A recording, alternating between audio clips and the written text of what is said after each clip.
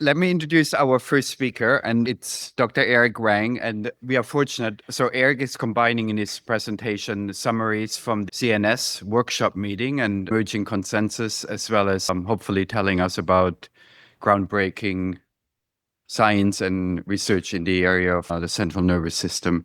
Eric, take it away. Thank you again to MDF for putting this together. And I think this meeting in particular has highlighted over the years the importance of the central nervous system. I've heard many anecdotes over the past 10 years of many scientists coming to this meeting, interacting with families and people living with DM for the first time. And that's really the first time that they've appreciated that myotonic dystrophy also affects the central nervous system. And so this gathering of people together has really enabled us to focus on this area. And the Marigold Foundation many years ago performed this survey of patients and caregivers asking what are the most bothersome symptoms to them, to both patients and their caregivers. And this is a word cloud that is taken from that survey. There's a lot more detail in this publication later put together by a number of people in this room. But what you'll notice is that the most frequent and important features are these features that are probably at least in part driven by changes to the central nervous system. So you'll notice sleep issues, this daytime sleepiness, fatigue, which again can be a mixture of it could have causes from the periphery and also the central nervous system. But all of these things, and when you speak to different patients here at the meeting or in your clinics or in your daily interactions, some of them will say things like, I can sleep for 16 hours a day and still be very tired. Chad Heatwell has done some really nice work to try to summarize some of these features in both DM1 and DM2, and they're extremely prevalent. So fatigue and impaired sleep or daytime sleepiness are really high up there, but a number of other features, communication difficulties, emotional issues, difficulty thinking, these are over half of individuals living with DM1 and DM2. And, I will focus a lot of our presentation on adult onset DM1, but a lot of these features are even more prevalent and prominent in earlier forms of DM, congenital DM, childhood onset DM, as very evident in, again, interactions with and a lot of studies done over the years. And so a lot of imaging studies have shown specific anatomical changes, volumetric changes. So most brain regions have shown lower volumes, but there are certain regions that actually have increased in size. So the amygdala and the hippocampus have larger volumes. A really important compartment that is consistently enlarged is the intraventricular space, the CSF volume. There's other findings that have been made over the years, white matter hyperintensities and atrophy. There's also perivascular abnormalities that have been reported many decades ago for Cal-Robbins spaces. It's still unclear what the cause or the basis of these changes is. And then, of course, there's many investigators who study tau biology in other contexts. But myotonic dystrophy also has neurofibrillary tangles, and it's been described as a peculiar tauopathy.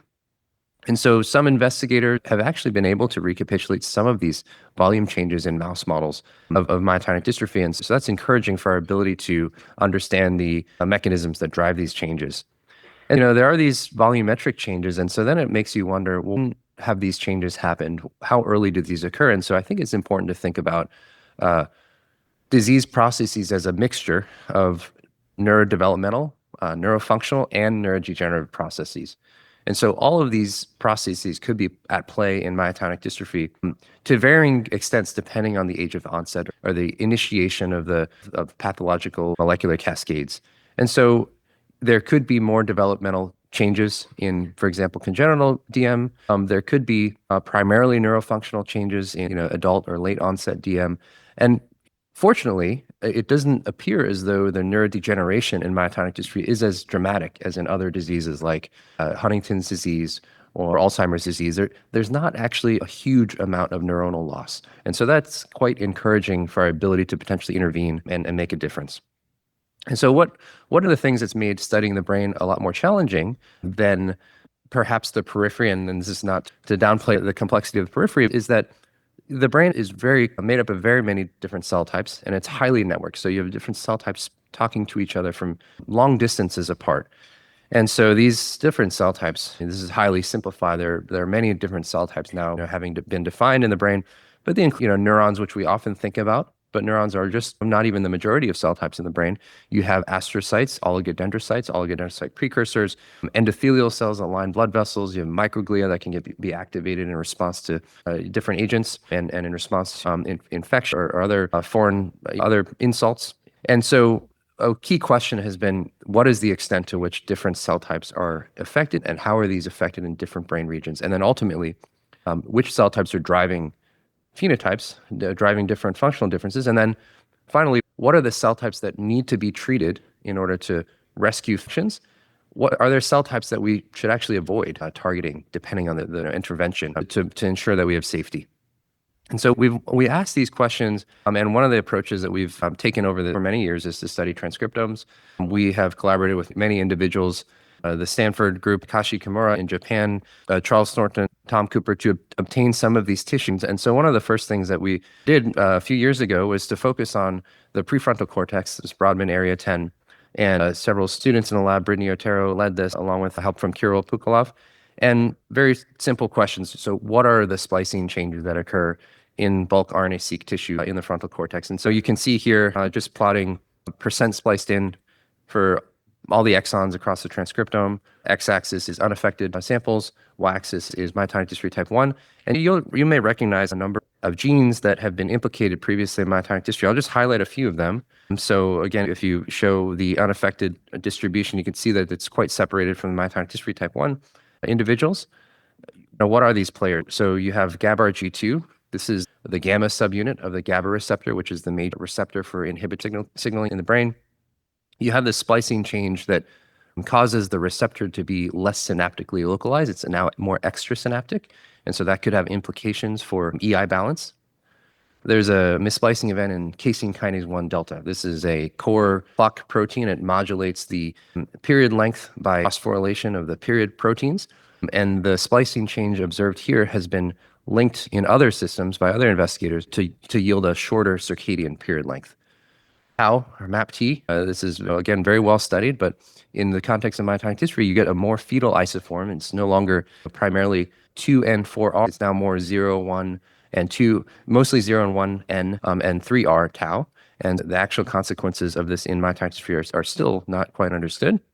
And then another candidate I'll highlight, the GRIP1, has this alternative splicing event that causes it to be less efficiently recruited by kinesin motors to go to synapses. So the ability to move cargos to synapses could be perturbed. And so this is just a handful of examples. One of the biggest challenges to understand which of these exons or what combination of exons and splicing change is contributing to disease. And so this work has been focused on the frontal cortex, but we've now worked with the Stanford group to investigate additional brain regions. We've looked at 11 regions across multiple individuals. Not every region has a large number of individuals, but we're working towards gathering this data set.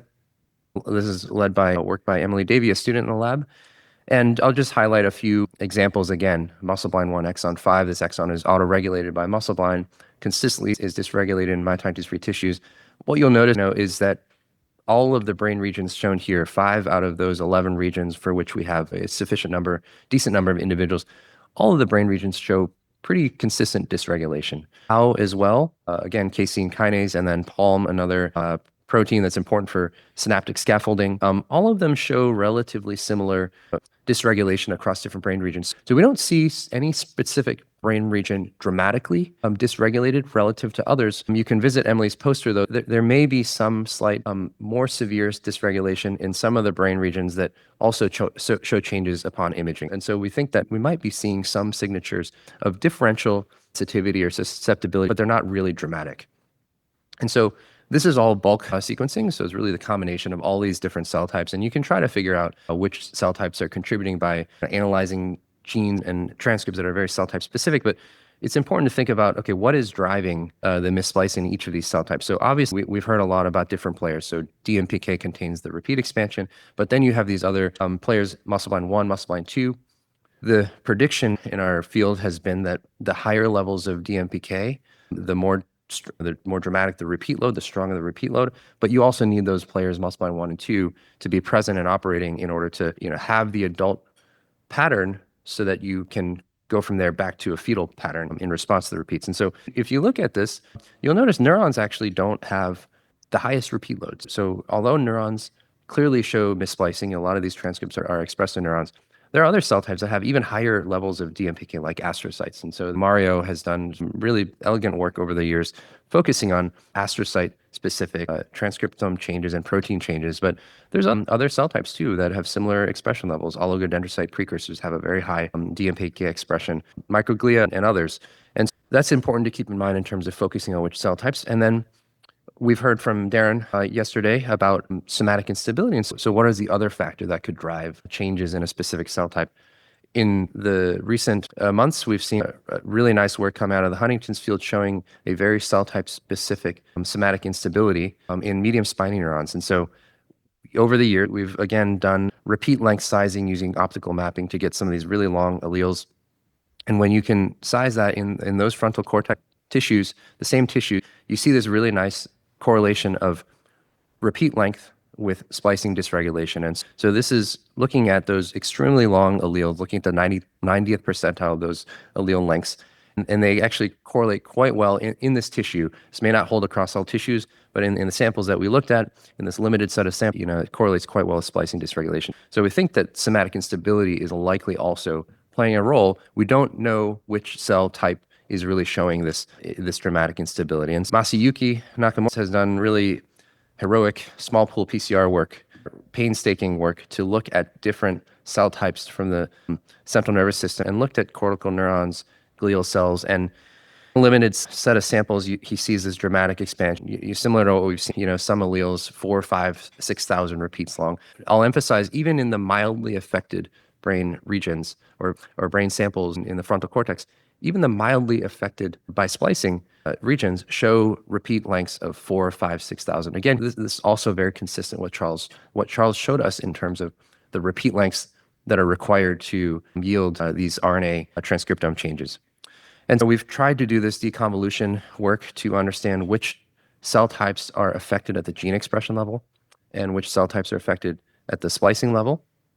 And when you focus on transcripts that show a very cell type biased expression, you can ask these questions of, are those transcripts in those cell types preferentially perturbed in specific cell types? And so the most prominent signal that has come through is that downregulated genes tend to be those genes that are typically expressed in neurons.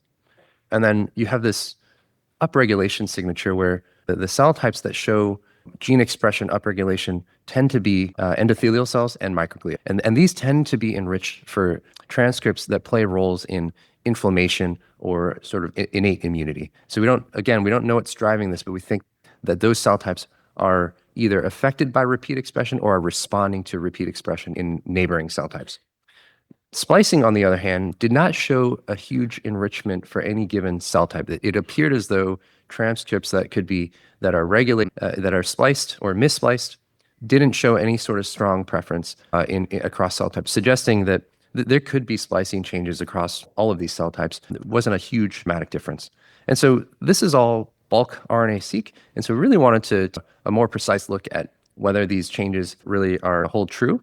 And so we've done some single nucleus sequencing, and what we've seen is that the cell type composition, the microglial composition, the endothelial cell composition is, in fact, elevated in a subset of these samples. And if you start to correlate the proportion of endothelial cell enrichment, it actually correlates quite well with the extent of missplicing, suggesting that there are these concurrent processes happening and that the change in cell type composition it also correlates with whatever process is driving increases in splicing changes. In this last bit of the summary, I want to draw attention to another tissue that has generally been not as well studied in brain health. There's a very limited set of labs that focus on this tissue. It's the choroid plexus. It's responsible for producing the CSF, and a huge amount of CSF is produced and circulated every day throughout your brain. So Maury Swanson, Curtis Nutter, and others have really noticed that the choroid plexus epithelial cells have a very high DMPK expression. And in the knock-in 480 mice, which have shorter than long, but not long enough to get widespread splicing changes, that length of repeat still showed strong foci in the choroid plexus, maybe not in other brain regions. And they focused on that tissue and found a number of splicing events that occur. And then, excitingly, they were able to link some of those splicing changes to the behavior of the proteins that they encode. So some of these splicing changes encode domains that might change the secretion potential. And so then they were able to go in and ask whether the splicing change would lead to different protein abundance of the proteins that they encode in the CSF, providing a potential window to be able to measure a protein in the CSF as a way of a proxy for splicing in the choroid plexus. And so I think this certainly required further work, more quantitative work across a larger cohort, but we could have some measurements that in fact could be informative about splicing, at least in the choroid plexus. And there's all these different cell types. How do we determine which cell types are driving these phenotypes? One of the strategies has been to use transgenic mouse models. And what I'll describe, I won't describe this in detail. You can go to Juan and Betty's poster in collaboration with Juan and also Gary Bissell at Emory University. This has been a strategy to take Tom Cooper's TRED 960 model and combine it with neuronal drivers to express standard repeats, in our case, in excitatory forebrain neurons using the CAM kinase 2 promoter. This is a promoter that turns on postnatally during postnatal development, allowing the brain to develop in early embryonic development, but then giving you perturbations after that.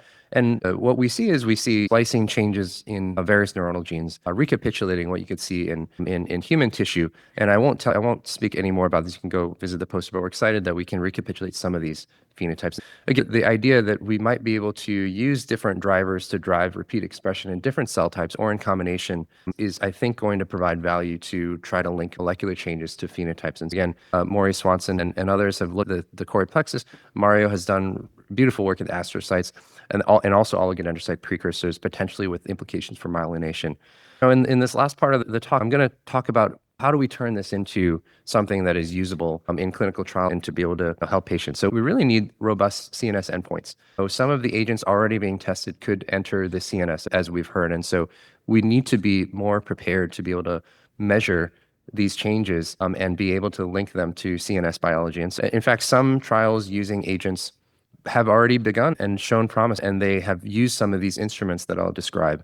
And so I think while we can find markers that change and are different in disease, I think what will continue to be valuable is finding markers that we can trace back from a phenotype all the way back to CNS activity, potentially anatomical changes, but also the molecular and cellular level, so we can connect the dots, so we can have something like a chloride channel missplicing event that links to a feature that is measurable and now actually being used as an endpoint.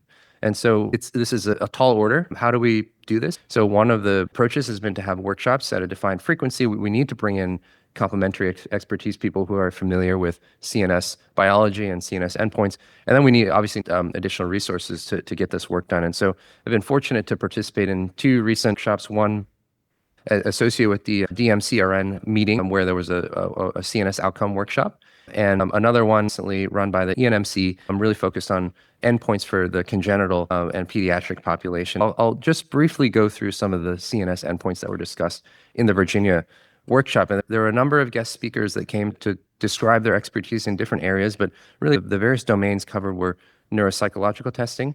How do we measure sleep and fatigue? How do we use imaging and apply that to biomarker development or detecting changes? And then molecular and cellular biomarker development.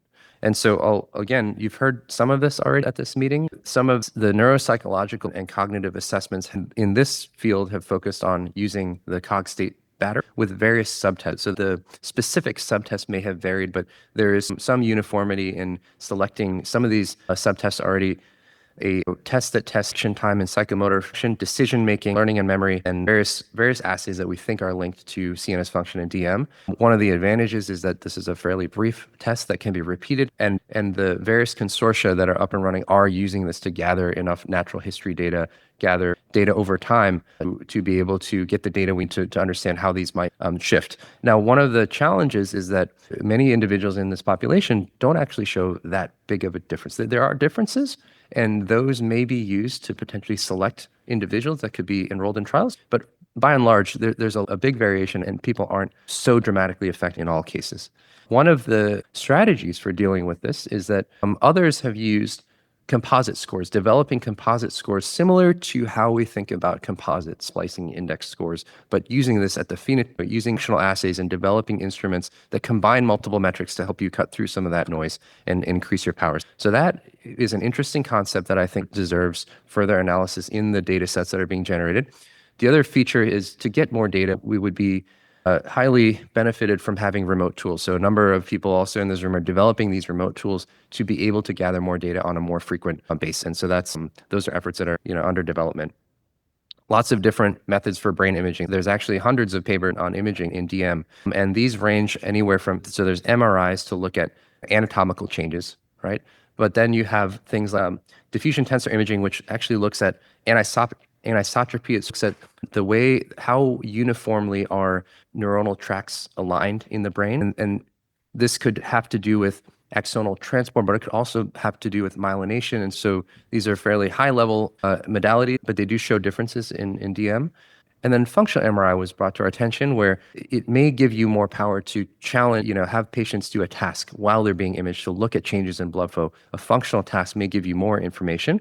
And then MRS, magnetic resonance spectroscopy, an exciting technology where people are actually able to image neurotransmitters like GABA levels, glutamate levels in living individuals. So again, Mario has shown elevated levels of some of these neurotransmitters in mouse models. I think it's actually a perfect time to ask whether this is changing also in people.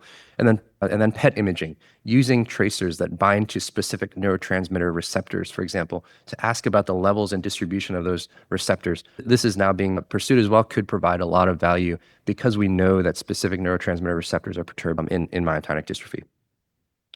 There's all these different sleep endpoints that have been developed. I won't go through the list, but I will highlight that the Epworth sleep scale and daytime sleepiness scale, fatigue severity scale are already being used in trials for agents that are proposed to affect sleep and wakefulness in myotonic dystrophy. Specifically for the myotonic dystrophy population, the FDSS fatigue and daytime sleepiness scale has been developed by Cynthia Gagnon's group and appears to be a quite sensitive instrument to be able to do this. All these other tests have pros and cons. We, as a field, need to gather enough data to decide what are the endpoints that are going to be used. I won't go further into sleep and circadian rhythms because Belinda Pinto will describe this in the next talk. I will move just to molecular readouts. So we and others are doing work to find RNA and protein changes in cerebrospinal fluid. One of the key questions, though, is the material in this. I think about cerebrospinal fluid as it's like the wastewater testing during COVID. Oh, the levels of something might be high, but which house did it come from? Which neighborhood did it come from, right? So I think that's a pretty critical question to answer so that we can interpret what the information means. And also, does it really reflect what's inside cells, or is it reflecting what the cell doesn't want? How stable is it over time? So there are interesting changes that we're seeing. Still early to report them, but there are a lot of efforts focused on this. And so I'll just summarize. There are all these changes that are current in the CNS. Many of them appear to be, we can trace them back to muscle-blind sequestration, repeat expansion, but we still don't have a clear relationship between some of these molecular changes and phenotypes.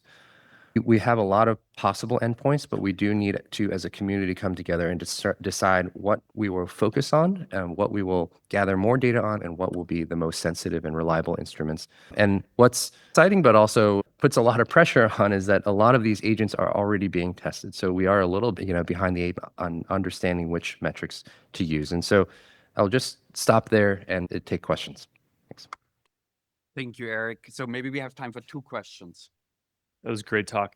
I was curious if any work has been done on salivary biomarkers. I know that's also a outflow track of some of these, and you're not going to be able to pick up splicing, but microRNAs or anything about that. Yeah, I'll describe salivary biomarkers from the standpoint. I think Belinda may touch on this a little bit, but one of the metabolites that is very interesting and informative about circadian phase is melatonin, and salivary melatonin is a common feature, and that's being investigated.